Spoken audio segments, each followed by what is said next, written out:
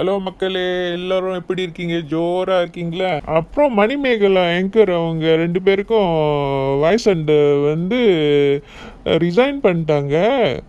இது ரிசைன் பண்ண பிறகு விஜய் டிவி குக் வித் கோமாளியில் சமைக்க தெரியாத பிரியங்காவை வின்னராக அறிவிச்சிருக்காங்க. அட விஜய் டிவி இப்படி ஓவரா ஆதரவு கொடுக்குறாங்க பிரியங்காவுக்கு. எல்லாமே வேலை செய்யவங்க வந்திருக்காங்க தானே, அடிமை கிடையாதுல்ல. அவங்க பாப்புலாரிட்டி இருந்தால் மற்றவங்களுக்கு வந்து அடிமையாக வேலை செய்ய முடியுமா? சீசன் 5 டீம் கொஞ்சம் லீட் பண்ணுறது இந்த விஜய் டிவி மேனேஜ்மெண்ட் இருக்காங்களே, தயவுசெய்து கண்காணிக்கணும்னு சொல்கிறோம். நம்ம பிரியங்கா வந்து ஆங்கர் வந்து நல்லா தான் இருக்கும், ஃபனியாக அட்ராக்டிவாக. அதுக்காக மற்றவங்களாம் ஓரம் கட்டிக்கிட்ட முடியுமா? அப்புறம் மணிமேகலை பிறகு பல பேர் வந்து பிரியங்கா மேலே கமெண்ட் பண்ணி தங்களுடைய வெறுப்பை காமிச்சு கெரியர் கூட ஈவன் ஸ்பாயில் ஆகலாம், நீங்க பாத்துக்கோங்க அப்படின்ற மாதிரி வந்து சொன்னாங்க. நான் நினைச்சா யாரை வேணா என்ன வேணா அப்படியெல்லாம் யாருக்குமே பவர் கிடையாது இந்த உலகத்துல.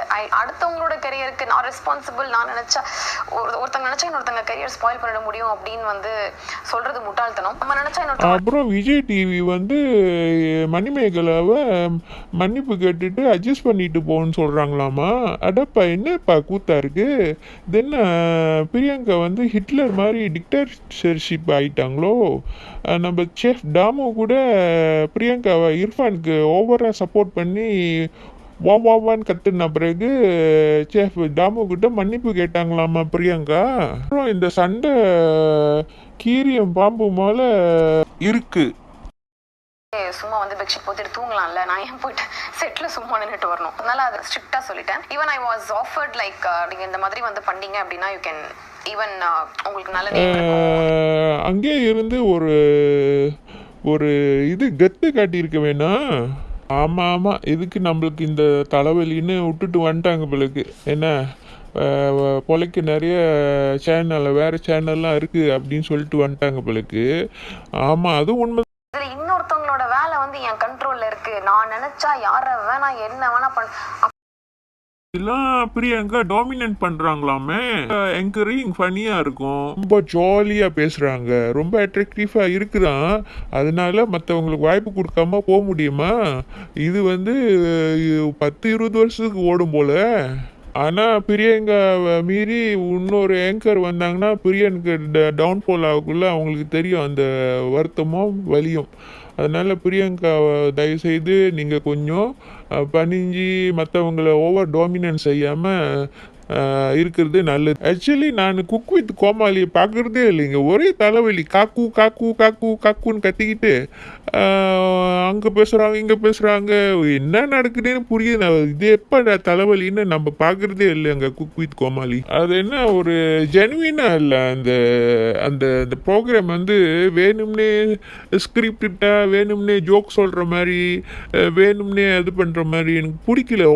ஓவர் வார்த்தைங்களாம் மிஸ்யூஸ் பண்ணுறாங்க. ஓவராக யூஸ் பண்ணுறாங்கன்னா அந்த ஃபனின்னு நினச்சிக்கிட்டு நம்மளுக்கு ஜோக் சொல்கிறேன்னு நினச்சிக்கிட்டு ஸோ ரெஸ்பெக்ட் கொடுக்க மாட்டுறாங்க மற்றவங்களுக்கு. அதை பார்த்து சின்ன பிள்ளைங்களாம் பார்த்து கட்டி குட்டி சோறப்போ வாய்ப்பு இருக்குது. அதனால் பிரியங்கா வந்து தன்னுடைய செல்ஃப் ரெஸ்பெக்டை அவங்க தற்காத்துக்கிறது நல்லது.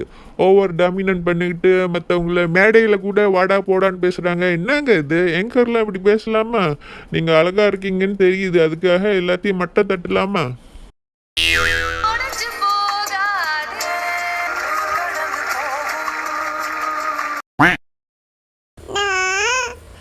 பிக் பாஸ் பார்க்கலான்னு உட்காந்து கிடக்குறேன். இது என்னது ஹாட் நியூஸா ஓடிட்டு இருக்கு? குக் வித் கோமாளி சண்டைய கீரியம் பாம்பு போல இருக்காங்க, எலியும் பூனை மாதிரி தான் இருப்பாங்க பாஸ். இந்த பிக் பாஸ் ப்ரோமோ அடுத்தது எப்போ வரும்? இன்னும் போடாம இருக்காங்களே. மக்களே, பிக் ரிவ்யூவை சப்ஸ்கிரைப் பண்ணுங்க, லைக் பண்ணுங்க, கமெண்ட் பண்ணுங்க. பாய். நெருங்குடா